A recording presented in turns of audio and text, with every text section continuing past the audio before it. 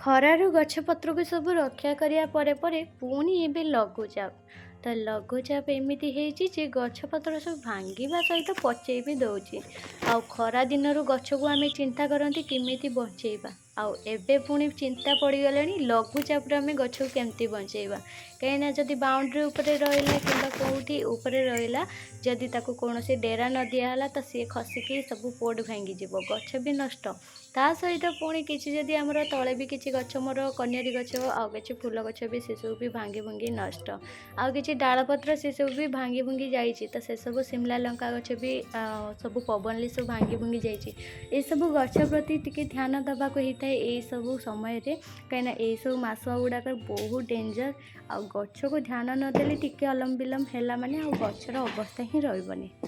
କିନ୍ତୁ ବର୍ଷା ହେଲା ପରେ ଗଛ ଗୁଡ଼ା ପୁରା ଗ୍ରୀନ୍ ଗ୍ରୀନ୍ ଦେଖା ହେବା ସହିତ ଗଛର ଫଳମୂଳ ବି ବହୁତ ସୁନ୍ଦର ଭାବେ ଆସିଗଲାଣି। ଆଉ ସେ ଫଳ ପରିବା ପାଇଗଲା ପରେ ମନକୁ ବି ବହୁତ ଖୁସି ଲାଗୁଛି। ଯେତେ ପରିଶ୍ରମ ଲାଗୁନା କାହିଁକି ଗଛର କାମ କରିବାକୁ ଇଚ୍ଛା ହେଉଛି। ଆଉ ଆଜି ହେଉଛି ଭାବିଥିଲି ଟିକେ ବର୍ଷା ସକାଳ ବେଳେ ଛାଡ଼ିଥିଲା, ଭାବିଥିଲି ଟିକେ ଭର୍ମି କମ୍ପୋଷ୍ଟ ପୋଡ଼ ଗୁଡ଼ାକ ଟିକେ ଫାଙ୍କା କରିକି ଗଛ ମୂଳରେ ଟିକେ ଟିକେ ଦେଇଦେବେ। କାହିଁକିନା ଛାତ ଉପରେ ସେ ଛୋଟିଆ ଛୋଟିଆ କୁଣ୍ଡରେ ଆଉ ବେଶୀ ଭିଟାମିନ୍ କେଉଁଠୁ ଆସିବ ଯେ। ଆଉ ସେ ଭିଟାମିନ୍ ଯେହେତୁ ଗଛରେ ସରିଗଲାଣି, ଆଉ ତା ସହିତ ଏତେ ଫଳ ଗୁଡ଼ାକ ଦେଉଛି, ପରିବା ହେଉଛି, ତ ତାକୁ ତ ଭିଟାମିନ୍ ବି ଦରକାର ନା। ଆମେ ଯେମିତି ଖାଉଛନ୍ତି ସିଏ ବି ସେମିତି ଖାଦ୍ୟ ଖାଇବା ଦରକାର। ତ ତା ପାଇଁ ଭାବିଥିଲି ଆଜି ଟିକେ ଭର୍ମି କମ୍ପୋଷ୍ଟ ପୋଡ଼ରୁ ବାହାର କରିକି ତାକୁ କୁଡ଼ା କୁସା କରିଦେଇଥିଲି, ପ୍ରନିଂ ବି କରିଦେଇଥିଲି। ଆଉ ଭାବିଥିଲି ଟିକେ ଭର୍ମି କମ୍ପୋଷ୍ଟ ଦେଇଦେବି ଶୁଖେଇକି ହାଲକା ଖରାରେ। ଦେଖିଲା ବେଳକୁ ପୁଣି ବର୍ଷା ଝିପି ଝିପି ହେଇକି ପୁଣି ଓଦା ହେଇଗଲା। ତ ଏଥିପାଇଁ ଆଉ ବର୍ଷାରେ ଆଉ ଦେଇ ହେଲାନି ଭର୍ମି କମ୍ପୋଷ୍ଟ, ତାକୁ ପୁଣି ଘୋଡ଼େଇ ଘାଡ଼ିକି ରଖିଦେଲି ଚପା ଦେଇକି। ଟିକେ ଯେତେବେଳେ ହାଲକା ଖରା ହେବ କମ୍ପୋଷ୍ଟ ଗୁଡ଼ା ବାହାର କରିକି ତାକୁ ଖରାରେ ଦେବି। ତାପରେ ନିମଖଲି ପାଉଡ଼ର ଦେବି, ଆଉ ଟିକେ କିଛି ଦେବି ଯେଉଁଟାକି ଆମର ଗେମାକ୍ସିନ୍ ଥାଏନି। ତ ଗେମାକ୍ସିନ୍ ମିଶାଇଲେ କ'ଣ ହେବ ନା ପିମ୍ପୁଡ଼ି ଫିମ୍ପୁଡ଼ି ଗଛ ମୂଳରେ ଲାଗିବନି। ଗଛ ମୂଳରେ ତ ଥଣ୍ଡା ପାଇକି ବେଶୀ ଲାଗିବେ ନାହିଁ କାରଣ ବର୍ଷା ସମୟ। ଆଉ ଏଠାରେ ଦେଖିଲାକୁ କିଛି ଭାବିଥିଲି ଆଜି ପରିବା କିଛି ତୋଳିଦେବି, କାହିଁକିନା ବର୍ଷା ହେଉଛି ଯେଉଁ ଭଳିଆ, ତା ଦ୍ୱାରା ଗଛ ଡାଳ ଗୁଡ଼ା ସବୁ ଭାଙ୍ଗିଗଲାଣି। ତ ଭାବିଲି କିଛି ପରିବା ତୋଳି ତାଳି ନେଇଯିବି। କିନ୍ତୁ ଏଠାରେ ମୋର ଗୋଟେ ଟୁଇନ୍ସ ଭେଣ୍ଡି ଦେଖିଲି ତ ବହୁତ ଆଶ୍ଚର୍ଯ୍ୟ ଲାଗିଲା। ସେଥିପାଇଁ ହଜବେଣ୍ଡକୁ ଗଲି ଡାକିବା ପାଇଁ। ହଜବେଣ୍ଡ ଦେଖିଲା ଏଠି କାମରେ ପୁରା ବ୍ୟସ୍ତ ଥିଲେ। ଆଉ ଏଠି ଯେତିକି ଝୁଡ଼ଙ୍ଗ ଗଛ ସବୁ ନୂଆ ନୂଆ ଲାଗିଥିଲା ତାକୁ ସବୁ ସପୋର୍ଟ ଦେଉଥିଲେ, କାହିଁକିନା ଏବେ ପବନ ବହୁତ ଜୋରରେ ହେଉଛି। ଆଉ ପବନରେ ଯଦି ଏସବୁ ଗଛ ଭାଙ୍ଗିଯିବ ତ ଏତେ ପରିଶ୍ରମ ବୃଥା ହେଇଯିବ ନା, ସେଥିପାଇଁକା ଟିକେ ତାକୁ ଟିକେ ଯତ୍ନ ନେଉଥିଲେ। ଆଉ ଏଠି ସବୁ ଭେଣ୍ଡି ଗଛ ଗୁଡ଼ାକ ସବୁ ଯେତିକି ସବୁ ମୋ ତଳେ ଥିଲା ନୂଆ ଭେଣ୍ଡି ଗଛ, ତାକୁ ପ୍ରନିଂ କରିଦେଇ ଉପରକୁ ଟେକିଦେଲି। ଆଉ ଏସବୁ କୁଣ୍ଡରେ ସବୁ ରଖା ହେଲା। ଯେଉଁ ଥର୍ମୋକୋଲ୍ ପେଟି ମୋର ଥିଲା ନା, ସେଥିରେ ହିଁ ତାକୁ ରଖିଦେଲୁ ସପୋର୍ଟ ଦେଇକି, ଯେମିତି ପବନ ଦେଲେ ଯେମିତି ଗଡ଼ି ନ ପଡ଼ିବ। କାହିଁକିନା ଏସବୁ ବି ଡର ନା, ଟିକେ ଉପରେ ରହିଲା ମାନେ ପବନ ଦେଲା ମାନେ ସାଙ୍ଗେ ସାଙ୍ଗେ ଗଡ଼ି ପଡ଼ିବ ଏସବୁ ଛୋଟିଆ ଛୋଟିଆ ଗ୍ରୋ ବେଗ୍ ଗୁଡ଼ାକ। ତାକୁ ସେଥିପାଇଁକା ସବୁ ପୋର୍ଟରେ ପୁରେଇ ଦେଲି, ଥର୍ମୋକୋଲ୍ ପୋର୍ଟରେ। ତାପରେ ଆଉ କିଛି ଯେଉଁ ନୂଆ ଗଛ ସବୁ ତ ଉଠା ହେଇଗଲା, ଏବେ ପୁରୁଣା ଗଛର ଯେତିକି ପ୍ରନିଂ ହେଇନାହିଁ ତାକୁ ଟିକେ ପ୍ରନିଂ କରିବା ସମୟ ହେଲା। କାହିଁକିନା ନୂଆ ଗଛ ଯେତିକି ଗହଳ ହେଇକି ଥିଲା, ପୁରୁଣା ଗଛକୁ ପୁରା ଏତେ ବୁଜି ଦେଉଥିଲା ଯେ ପୁରୁଣା ଗଛ ନଜରରେ ହିଁ ଆସୁନଥିଲା। ସେଥିପାଇଁ ପୁରୁଣା ଗଛକୁ ଏବେ ଆଉ ଉଠେଇବିନି, ପୁରୁଣା ଗଛକୁ ସେଇଠି ରଖିବି, ତାକୁ ଟିକେ ପରିଷ୍କାର କରିବି, କ୍ଲିନ୍ କରିବି, ପ୍ରନିଂ କରିବି। କିନ୍ତୁ ପ୍ରଥମେ ଏଠି ମୋର କିଛି ଭେଣ୍ଡି ହେଇଛି ତାକୁ ତୋଳି ତାଳି ନେବି, କାହିଁକିନା ଭେଣ୍ଡି ଗୁଡ଼ାକ ରହିଲେ ବର୍ଷା ଯେଉଁଭଳିଆ ହେଉଛି ଯଦି ଗଛ ଭାଙ୍ଗିଲେ ଭେଣ୍ଡି ଗୁଡ଼ା ବି ନଷ୍ଟ ହେଇଯିବ। ତ ଭେଣ୍ଡି ଗୁଡ଼ାକ କିଛି ତୋଳି ନେବି। ଏଠି ଟୁଇନ୍ସ ଭେଣ୍ଡି ଆପଣମାନେ ଦେଖନ୍ତୁ, ମୋତେ ତ ବହୁତ ଖୁସି ଲାଗୁଛି, ଆଶ୍ଚର୍ଯ୍ୟ ବି ଲାଗୁଛି। କାହିଁକିନା 4 ବର୍ଷ ହେଲାଣି ମୁଁ ଚାଷ କଲିଣି, ପରିବା ଚାଷ ଛାତ ଉପରେ, କିନ୍ତୁ କେବେ ବି ମୋର ଏମିତି ଟୁଇନ୍ସ ଭେଣ୍ଡି ହେଇନଥିଲା। ଆଜି ପ୍ରଥମ ଥର କରି ମୁଁ ଦେଖିଲି ଏମିତି ଟୁଇନ୍ସ ଭେଣ୍ଡି, ତ ବହୁତ ଖୁସି ସେଥିପାଇଁ ଲାଗୁଛି। ଆଉ ତାପରେ ଏଠି ଗୋଟେ ଗଛ ମୋର ନା ଗୋଟେ ଗଡ଼ି ପଡ଼ିଥିଲା ପବନ ବାଜିକି, ତାକୁ କାଟି ଦେଇଥିଲୁ, ପ୍ରନିଂ କରିଦେଇଥିଲୁ ଅଧା ଅଧା କାଟିକି। ତ 2ଟା ଡାଳ ହେଇକିରି ବହୁତ ସାରା ଭେଣ୍ଡି ଦେଇଥିଲା, ଭେଣ୍ଡି ବି ସରି ଆସିଥିଲା। କିନ୍ତୁ ପବନ ବାଜି ଗଡ଼ି ପଡ଼ିଥିଲା ଯେହେତୁ ପୋଡ଼ଟା, ସେଥିପାଇଁକା ତାକୁ କାଟି ଦେଇଥିଲୁ। କାହିଁକିନା ଅଧା ଭାଙ୍ଗି ହେଇଥିଲା ନା, ସେଥିପାଇଁକା ଅଧା ରଖିକି ଆଉ ଲାଭ କ'ଣ ଯେ, ସେଥିପାଇଁକା ଭାଙ୍ଗି ଦେଇକିରି ତାକୁ କାଟି ଦେଇଥିଲୁ। ତ ଦେଖନ୍ତୁ କେତେ ଘଞ୍ଚ ହେଇକି ପୁରା ବାହାରିଲାଣି, ପୁରା ଥାକ ଧରିକି ତାର ଗଛ କୁଆଁ ଗୁଡ଼ାକ। ଆଉ ଏଠି ସେଇଭଳିଆ ଇଏ ଗଛ ଗୁଡ଼ା ବି ସେଇଭଳିଆ ଗହଳ ଅଛି, ତାକୁ ବି ସେମିତି କାଟିକି କରିଦେବୁ। ତ ଏଇଟା ଟୁଇନ୍ସ ଭେଣ୍ଡି ଦେଖନ୍ତୁ ଗୋଟେରେ ଲାଗିକି ରହିଛି କେମିତି ଭାବରେ, ବଢ଼ିଆ ଦେଖାହେଉଛି ନା। ଭେଣ୍ଡି ପରେ ଏବେ ପିତାଗମା ବି ବହୁତ ଗୁଡ଼ା ହେଇଥିଲା। ପିତାଗମା ଜମାରୁ ବି ଖିଆ ହେଇନି। ଏଠି ନିହାତି ଶୀତ ଦିନରୁ ଲାଗିଛି ପିତାଗମାଟା।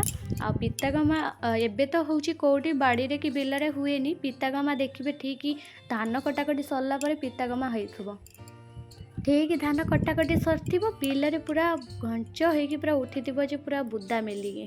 ଆଉ ମୋର ଏଠାରେ ବି ଏଇଟା ଯେଉଁ ଦେଖୁଛନ୍ତି ଏଇଟା ଭାବୁଥିବେ ନିହାତି 2-4ଟି ଗଛ, କିନ୍ତୁ ମାତ୍ର ଗୋଟିଏ ଗଛ ମୁଁ ପାଇଥିଲି ବାଡ଼ି ପଟରେ ଉଠିଥିଲା ଅନାବନାରେ, ତାକୁ ହିଁ ଆଣିକି ପୋତି ଦେଇଥିଲି। କାହିଁକିନା ସେ ଗ୍ରୋ ବେଗ୍ ଗୁଡ଼ା ଫାଙ୍କା ଥିଲା ନା, ଗ୍ରୋ ବେଗ୍ ଗୁଡ଼ା ରହିବ କାହିଁ ଫାଙ୍କାରେ, ଏଥିପାଇଁ ପୋତି ଦେଇଥିଲି। ସିଏ ଯେ ଏତେ ସୁନ୍ଦର ମେଲିକି ହେଇଯିବ ଯେ ମୁଁ ବି ଜାଣିନଥିଲି।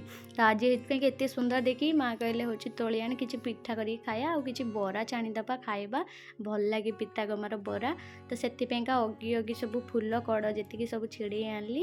ଆଉ ଏଠାରେ ତ ସେତିକି ମାତ୍ର ଫୁଲ କଡ଼ ବାଛିକି ଆଣିତେ ମୋର ଡାଲା ପୁରା ଭର୍ତ୍ତି ହେଇଗଲା। ଆହୁରି ଯଦି ପତ୍ର ଆଣିଥାନ୍ତି ଆହୁରି କେତେ ଭର୍ତ୍ତି ହେଇଥାନ୍ତା।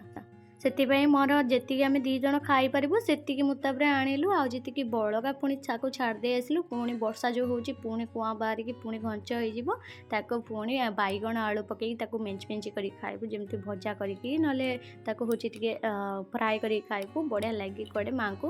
ତ ସେଥିପାଇଁ ତାକୁ ଆଉ ଯାହା ଯେତିକି ବଳକା ଥିଲା ତାକୁ ଛାଡ଼ି ଦେଇ ଆସିଲୁ। ତାପରେ ଛାତରେ ଯେତିକି ସବୁ ପତ୍ର ଅଳିଆ ସବୁ ହେଇକି ରହିଛି ନା, ସେ ସବୁ ପୁରାପୁରି ଭର୍ତ୍ତି ହେଇଛି ଅଳିଆ ପୁରା।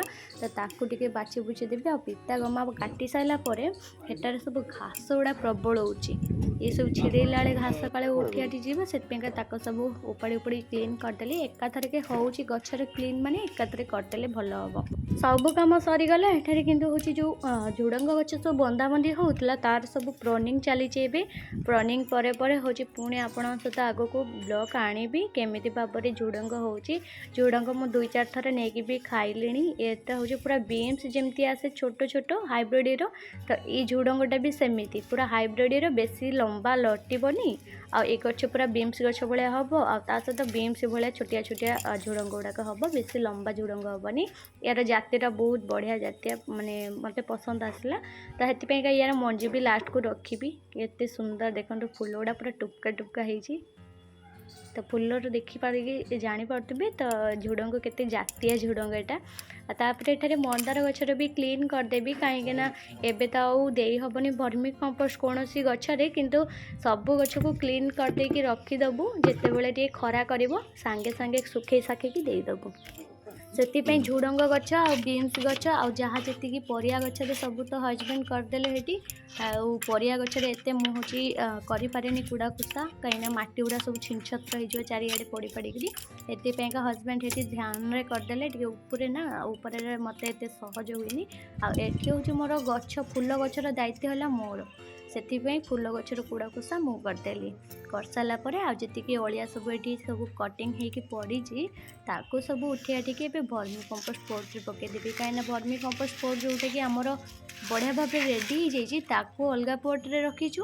ଆଉ ଯେତିକି ପୁଣି ନୂଆ ତିଆରି କରିବା ପାଇଁ ତାକୁ ପୁଣି ଅଲଗା ପୋର୍ଟରେ ରଖିଛୁ। ତ ଦେଖାଉଛି ଆପଣମାନଙ୍କୁ, ଦେଖି ଚାଲନ୍ତୁ।